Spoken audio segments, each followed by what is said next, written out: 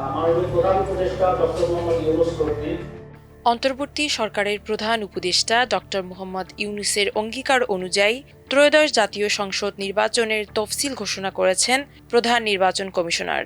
কাঙ্ক্ষিত এই নির্বাচন নিয়ে এখন রাজনৈতিক দলগুলোর পাশাপাশি সরকার ও নির্বাচন কমিশন ব্যস্ত।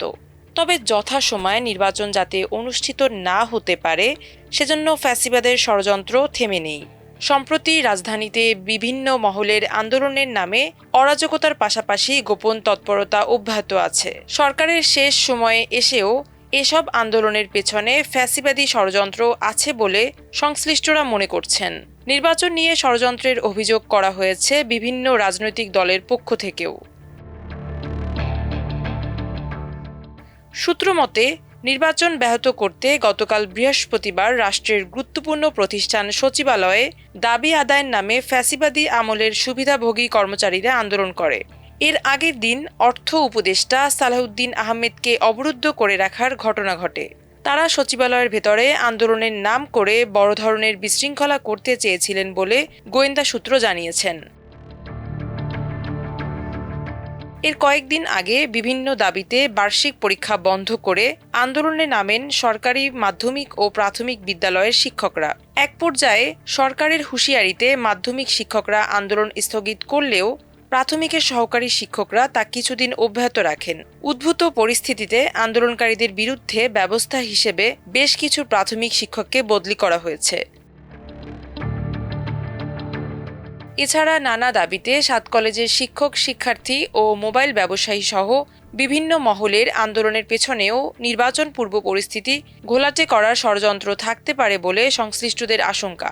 এদিকে গতকাল ঢাকা বিশ্ববিদ্যালয়ে নির্বাচন বানচালের ষড়যন্ত্র করতে আওয়ামীপন্থী কিছু শিক্ষক গোপন মিটিংয়ে আসেন বলে অভিযোগ পাওয়া গেছে। পরে শিক্ষার্থীদের ধাওয়া খেয়ে তারা ক্যাম্পাস ছাড়েন। এ নিয়েও নতুন করে উদ্বেগ দেখা দিয়েছে।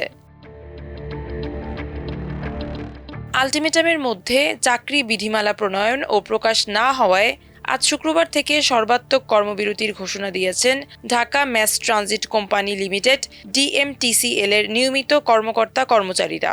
এদিন সকাল 7টা থেকে সব যাত্রী সেবা বন্ধ রেখে পূর্ণ কর্মবিরতিতে যাওয়ার কথা জানিয়েছেন তারা।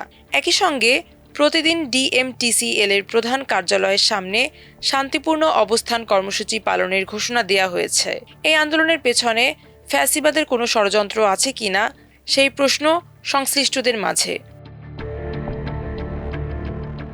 তবে তফসিল ঘোষণার পর আন্দোলন দমনে কঠোর অবস্থানের কথা আগেই জানিয়েছিল স্বরাষ্ট্র মন্ত্রণালয়।